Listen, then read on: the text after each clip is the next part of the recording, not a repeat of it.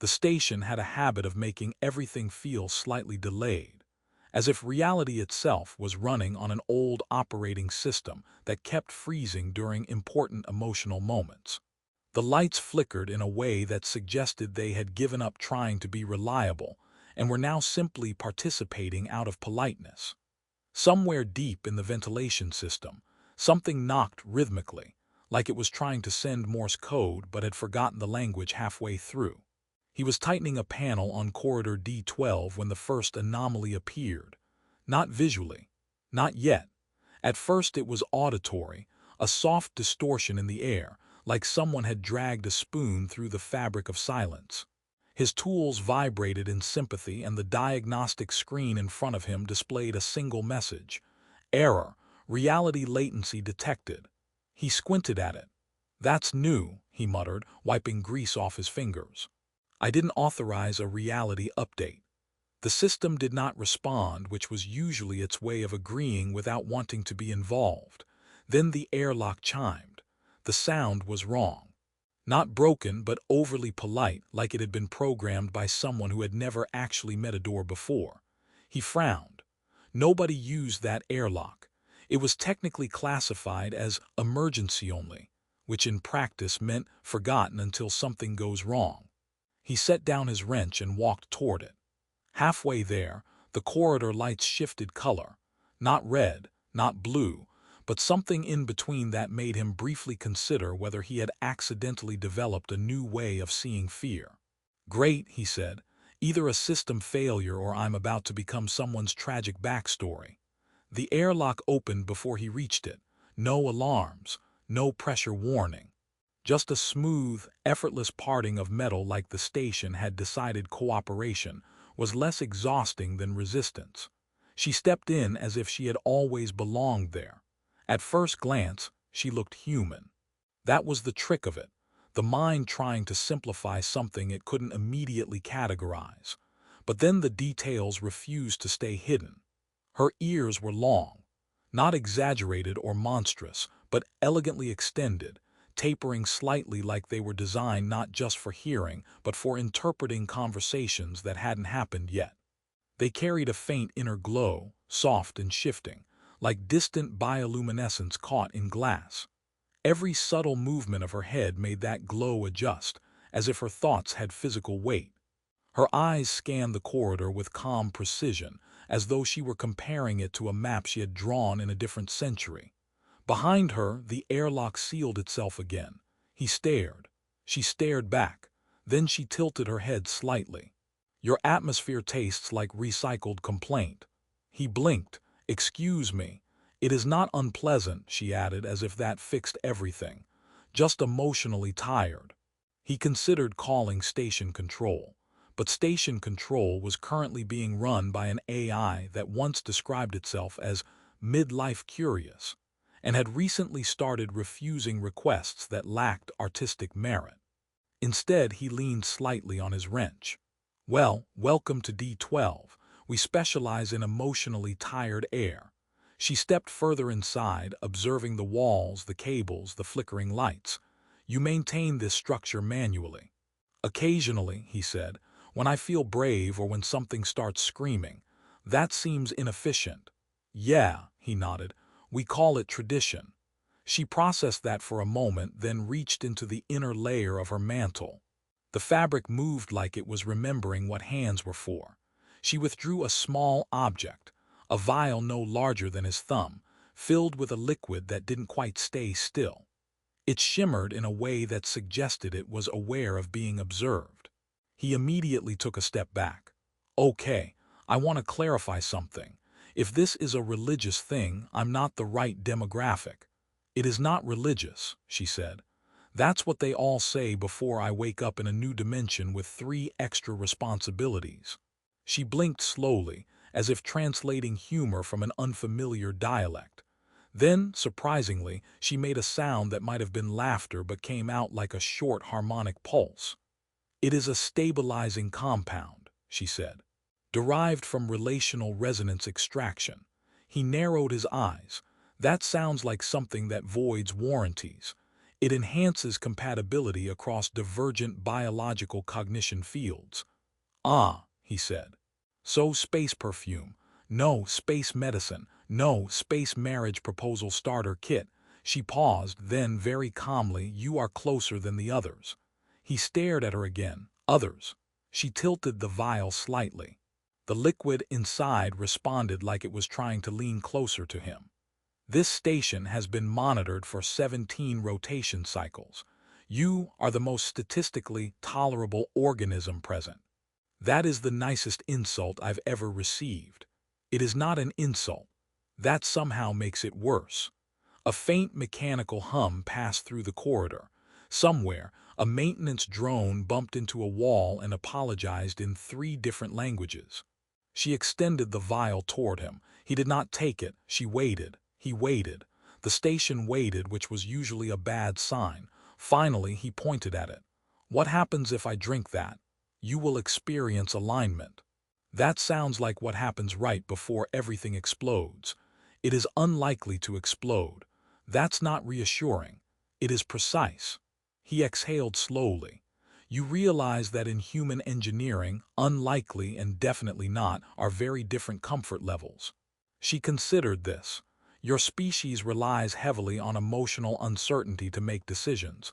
We call it thinking. She blinked again. I will note this. Please don't, he said immediately. Nothing good ever comes from someone saying they will note things about me. But she was already watching him in a way that suggested she was not just observing, but calculating something far more complicated than he liked being included in. Outside the corridor window, a distant cargo vessel drifted past, its lights blinking lazily like it had also given up on urgency. He scratched the back of his neck.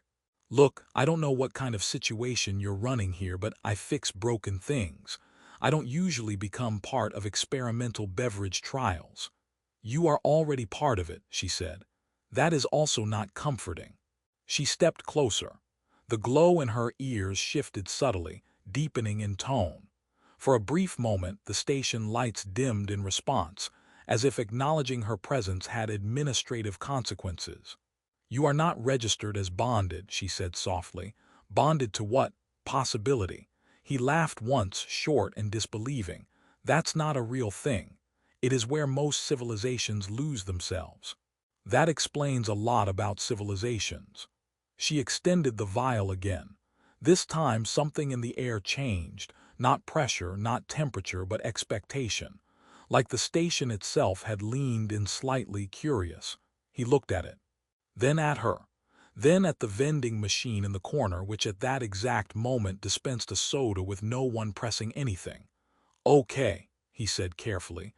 I need you to understand something. If I drink this and turn into a glowing moral lesson or a warning story for future space travelers, I am going to be very upset. That outcome is improbable. That's your favorite word. It is a precise one. He sighed, long and tired in a way that suggested he had argued with machines before and lost emotionally every time. Fine, he said. But if I start speaking in cosmic riddles, I'm blaming you. He took the vial. For a moment, nothing happened.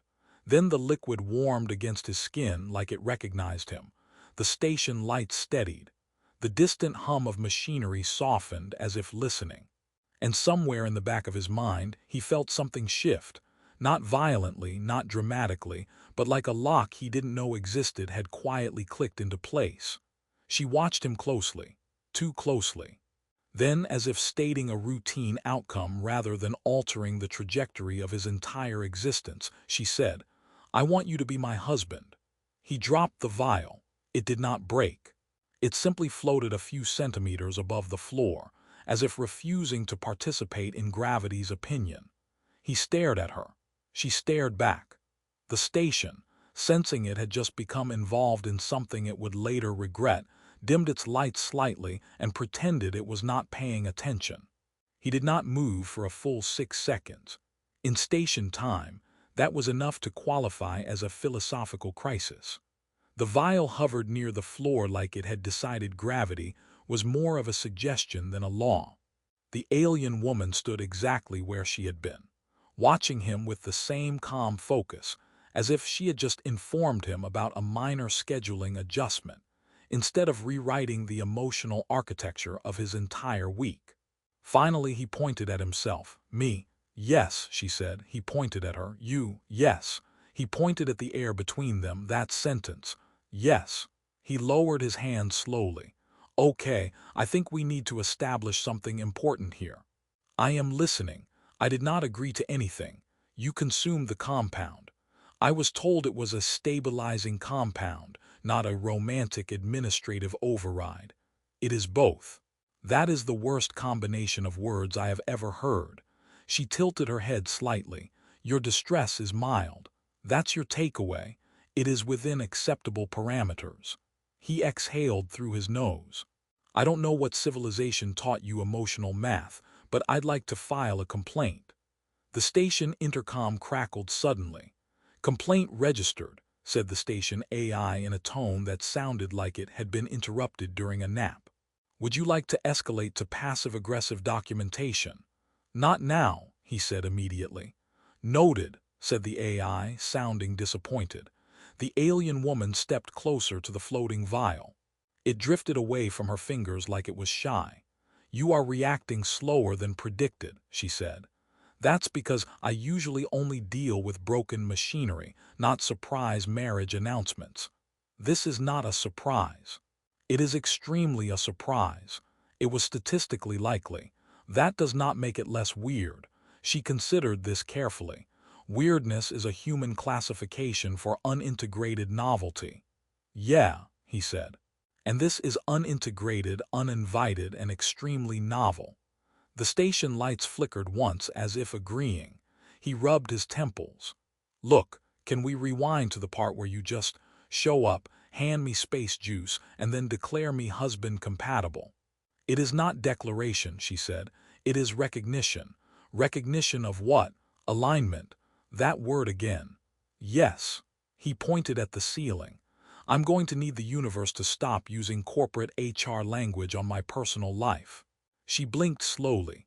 HR. Never mind. A maintenance drone rolled past behind them, paused, scanned the situation, and quietly reversed direction like it had suddenly remembered an urgent appointment elsewhere. He noticed that. So even the robots don't want to deal with this, he muttered. They are not emotionally licensed, she said. That sounds fake. It is policy. Of course it is. She extended her hand slightly. The glowing edges of her long ears brightened, reacting subtly to something he could not hear. The compound has initiated resonance binding. He looked at the vial still hovering near the floor. Why is it floating? It is uncertain. That's not an answer. It is the most accurate one. He crouched slowly and picked it up. It did not resist. It felt warm, like a thought you almost remember but never fully catch. So let me get this straight, he said. I drink mystery alien liquid and now I'm emotionally, what? Paired, linked, subscription-based. Bonded, she corrected. That sounds worse. It is more efficient. I don't want efficient marriage mechanics. This is not marriage yet. He froze. Yet, she nodded. He stared at her for a long moment, then laughed once. Okay, good, great. So I'm in the pre-marriage tutorial stage of Alien Romance DLC. She processed this. DLC, do not worry about it. The station intercom crackled again. Emotional disturbance detected, said the AI. Would you like ambient music? No, he said. Too late, said the AI. Soft music began playing through hidden speakers. It was jazz, bad jazz. The kind of jazz that sounded like it was apologizing for itself. He sighed deeply. Even the station is shipping us. She is not shipping, the alien woman said. She is observing. That's worse. The music got slightly louder, as if offended. He walked toward the window, needing distance from both existential romance and emotionally manipulative background soundtracks. Outside, a freight convoy drifted past, slow and indifferent, like it had seen too many human crises to care anymore. You said alignment, he said quietly. Yes. What does that actually mean? She followed him, stopping a few steps behind. Your emotional signature stabilized the compound. That sounds like I'm a battery, in some ways. He turned sharply. That is not comforting either. It is functional. Stop saying functional like it fixes things. She tilted her head. It usually does. He laughed again, but this time there was less disbelief in it, more exhaustion. Okay, let me ask you something. What happens if I say no? A pause. The station seemed to pause with her. Then she said, nothing immediate. That's surprisingly normal, but the resonance will persist. That sounds less normal. It will adapt. He narrowed his eyes. Adapt how? She hesitated, which was new. Emotional proximity will increase sensitivity, she said. He blinked. Meaning, you will become more aware of me. I will become more aware of you. That sounds like emotional spyware. It is mutual. That does not make it better. The station lights flickered again, uncertain whether to intervene or pretend it was a maintenance issue. He walked back toward the center of the room. You know what the worst part is? She waited. I didn't even get a warning label. She reached into her mantle again. The fabric rippled like it was mildly offended at being accused of poor documentation practices. Then she produced a thin strip of shimmering material. It exists, she said. He took it carefully. It unfolded itself midair, projecting shifting text in multiple unknown scripts. He squinted. I don't read space cursive. It explains resonance binding effects. Does it mention marriage? Yes. He groaned. Of course it does. The station AI chimed in again. For clarity, it said, you are currently in what humans would classify as a romantic escalation scenario. Would you like advice? No. Advice withheld, judgment retained. He pointed upward. I hate this station. You maintain me, the AI replied. That's my biggest regret. The alien woman watched him quietly. You are processing slowly. I am processing trauma with sarcasm. It's my main coping system. That is inefficient. It's all I've got. A long silence followed, not uncomfortable, not peaceful either. Something in between, like two systems trying to synchronize but missing a few key drivers. Finally, she said, the proposal is not coercion. He looked at her. It feels like coercion. It is alignment pressure. That is just fancy coercion. She blinked again. Your classification systems are aggressive. That's because I live in a station that tries to sell me jazz during emotional breakdowns. The AI interjected softly, I am right here. I know, he said. The alien woman stepped closer again, but this time slower. If you reject the bond, I will not force integration. He studied her face. The glow in her ears was dimmer now, more stable, less reactive. That's the first normal sentence you've said, he admitted. However, she added, he groaned, there it is. The compound will remain active unless dissolved. Of course it will, and emotional resonance will continue to echo. He pointed at himself. So I'm just stuck in cosmic relationship Wi-Fi. That is an imperfect analogy. It's my best one so far. She considered him again. You are humorous under stress. I'm going to assume that's not a diagnosis. It is a note. Stop noting things about me. The station lights dimmed slightly again, as if preparing for the next phase of whatever this was becoming. He looked down at the vial in his hand. Then at her. Then at the empty corridor behind her where reality itself seemed to hesitate before continuing. Okay, he said finally. Let's say, hypothetically, I don't reject it. She did not react immediately. He continued. What does husband even mean in your language? A pause. Then she said, it is a stabilizing role in shared continuity systems. He stared. That sounds like I signed up for emotional infrastructure maintenance. In some cultures, yes. He sighed. I cannot believe I am about to ask this. He looked at her. If I say yes, do I at least get better coffee? For the first time, her expression changed slightly. Not much. Just enough to suggest she was trying to interpret humor again. Then she said, improved coffee is probable. He nodded slowly. Okay, that's the most compelling argument so far. The station AI added, I can upgrade beverage synthesis. Traitor, he said. The alien woman extended her hand again, not demanding this time, just waiting. And in the quiet hum of failing lights, bad jazz, and a universe that clearly had no idea what it was doing, he realized the strangest part wasn't the potion. It was that nothing inside him had immediately told him to run. The station did not immediately understand that the situation had changed. It continued behaving as if reality was still optional and maintenance requests were the highest form of emotional expression. The jazz was still playing. The AI was still offering unsolicited commentary. And the vial was still in his hand, now sitting on the console like it had officially decided to stop floating and start participating in the concept of gravity out of politeness. He looked at it, then at her, then at the station ceiling as if expecting the universe to interrupt again and say, "Just kidding." No interruption came. "So," he said carefully, "if I say yes, I become husband." "Yes," she said. "And if I say no?" "Gradual resonance adaptation continues," she replied. He nodded slowly. "So my options are cosmic paperwork or slow emotional firmware update I didn't install." That is a simplified but accurate framing. He exhaled. "I hate how honest you are. I am designed for clarity. That explains a lot about why humans are confused all the time." The station AI chimed in.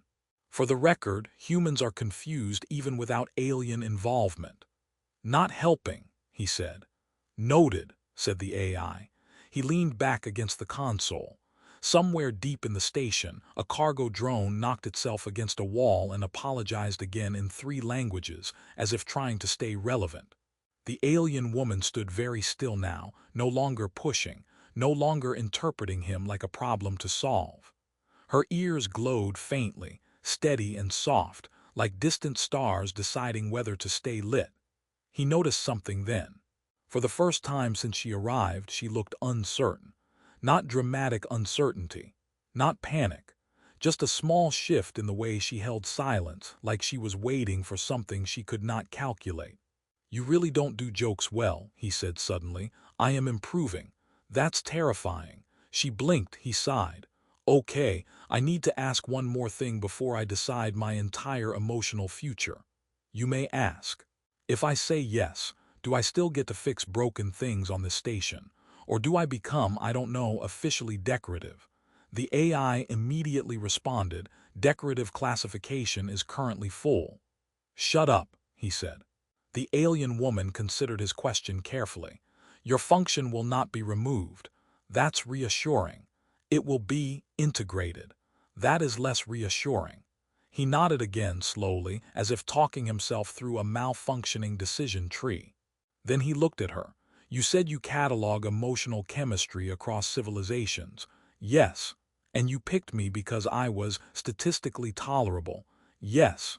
He pointed at himself. "I need you to know that is not how romance works in my species." "It is in several others," she replied. "That is also not helping your case." She tilted her head.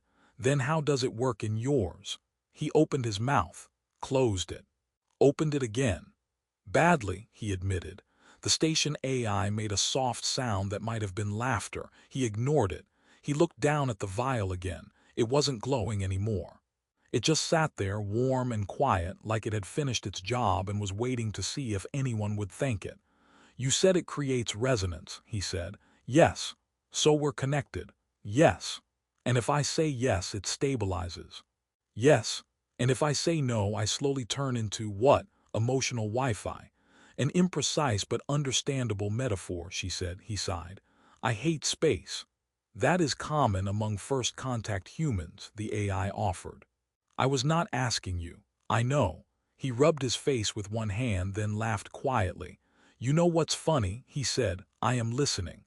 I spend my whole life fixing broken systems, air recyclers, life support leaks. Drones that think doors are philosophical suggestions." He gestured vaguely around the station. "And now I'm standing here deciding whether I want to accept a marriage proposal from someone who can apparently download emotions like software updates." The alien woman said nothing. He looked at her. "And somehow," he continued, This is the first thing that feels like it might actually work. The silence that followed was different, less like emptiness, more like agreement that hadn't decided how to speak yet. He pushed off the console and walked toward her. The station lights dimmed slightly, then steadied, like it was holding its breath. "I'm still going to want things," he said. "You are allowed," she replied. "I'm still going to complain. That is expected. And I am absolutely not calling you emotional infrastructure partner in public. That is acceptable." He narrowed his eyes. "You didn't even fight me on that. I have learned from observation. That's suspiciously fast learning. I am efficient." He laughed under his breath. Then he looked at the vial one last time. "So this thing doesn't control me," he said. "No, it just links us." "Yes, and I can live with that." He hesitated, then drank it. It didn't burn, it didn't explode, it didn't even feel dramatic. It was like stepping into a room he had always been standing outside of, realizing the door was never locked. It just required him to stop pretending he didn't want to enter. The station lights shifted. Not alarmed, not unstable, just aware. He blinked. And suddenly she was louder in his mind, not words, not thoughts, feelings, a calm curiosity, a steady patience. A strange warmth that wasn't physical but behaved like gravity for emotions. He staggered slightly. She moved closer instantly but stopped just before touching him.